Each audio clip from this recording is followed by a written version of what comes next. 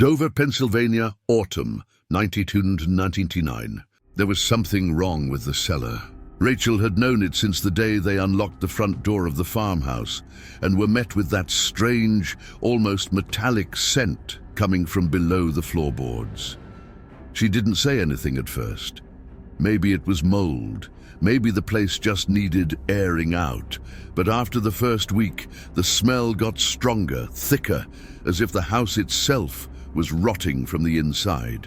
Lucas joked it was just old house smell, while Tommy avoided going downstairs altogether, claiming he felt watched whenever he passed the cellar door. They had come to Dover for a fresh start.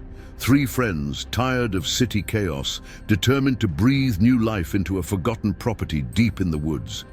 The farmhouse had stood abandoned for decades, untouched, unsold. Locals called it Hollow Pine, but nobody could say why. No one remembered the last owner, no one wanted to. And then on the 11th night, Rachel heard it, a dragging sound beneath the floorboards, something heavy, something slow. And then came the knocking. Not on the door, from inside the cellar. The next morning, sunlight did little to chase away the dread clinging to the house. Rachel stood in the kitchen, staring down at the thin seam in the floor where the cellar door was hidden. Lucas was outside chopping wood. Tommy was still asleep, if he'd managed to sleep at all. None of them talked about the sounds anymore, but each of them had heard it, the dragging, the faint thuds, the scratching. It was only Rachel who admitted what the others wouldn't. It was getting closer. That morning, while brushing her teeth, she noticed something new. A long splinter of wood sticking out from the bottom of the bathroom wall, as if something had scraped it from the other side. She told Lucas. He laughed it off, but Tommy didn't. He sat silent at the kitchen table, eyes fixed on the floor. Then, without a word, he stood up and walked to the cellar door. "We should open it," he said. Lucas frowned. "And do what, man? Fight a raccoon?" Tommy didn't respond. His hand hovered over the latch. The cellar door hadn't been opened since they arrived. It was sealed with 2 rusted bolts, and the padlock on the handle was decades old. Lucas had found the key during their first week, but none of them had been eager to go down there. Now Tommy was unlocking it. The latch snapped open with a dull metallic crack. The air that escaped was damp and foul, like earth mixed with rusted meat. Even Lucas, ever the skeptic, grimaced. Rachel stepped back. "This is a bad idea." "I want to know what's down there," Tommy said. "I'm tired of feeling like we're not alone." He pulled the door open. Darkness gaped beneath them. The wooden stairs creaked with rot. A single light bulb hung from the ceiling, its pull cord swinging slightly, as if it had just been touched. Lucas grabbed a flashlight. "I'll go with him," he said. But Rachel didn't move. Her instincts screamed at her.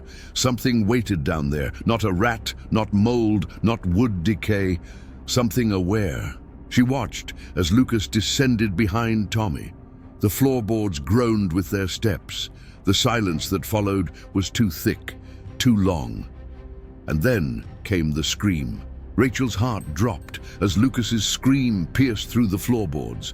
It wasn't fear, not just that.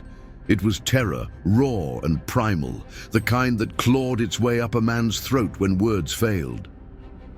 She bolted toward the cellar door, flashlight in hand. "Lucas! Tommy!" No response, only the echo of her own voice bouncing back hollow. She stepped down, each creaking stair a threat of collapse. The air thickened with every breath, musty, metallic, cold, like the basement of a morgue. The light bulb above flickered, barely illuminating the narrow wooden corridor ahead.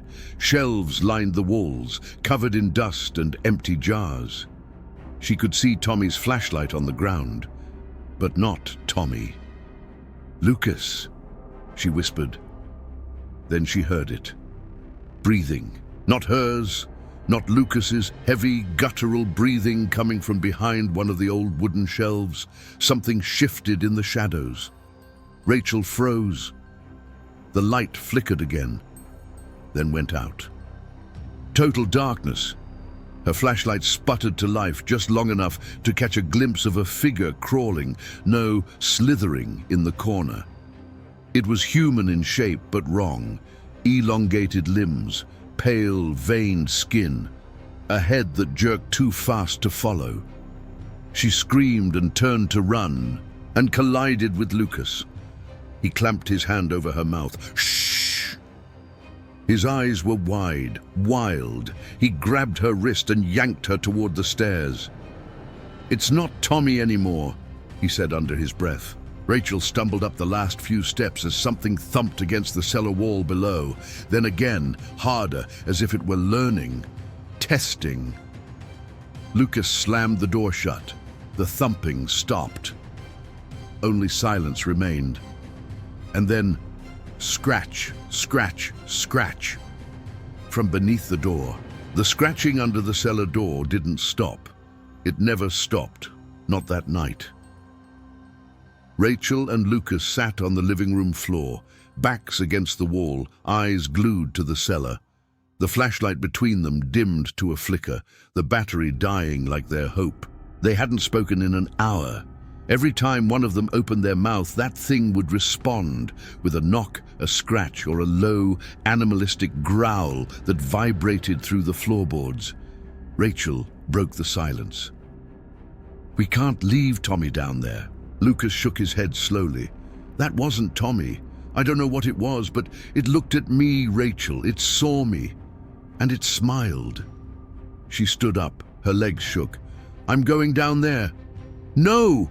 Lucas grabbed her arm. "That thing wants you to. It lured us in. But what if he's still alive?" They both turned toward the door when they heard it again. Whimpering. A human sound. It was Tommy's voice, crying softly from the other side. "Rachel, please, I'm cold." She choked back tears. Lucas gripped her tighter. "It's copying him, you know that." The voice grew more desperate. "Help me, Rach, please don't leave me." Rachel moved toward the door, but stopped as a new sound emerged. Laughter, not Tommy's.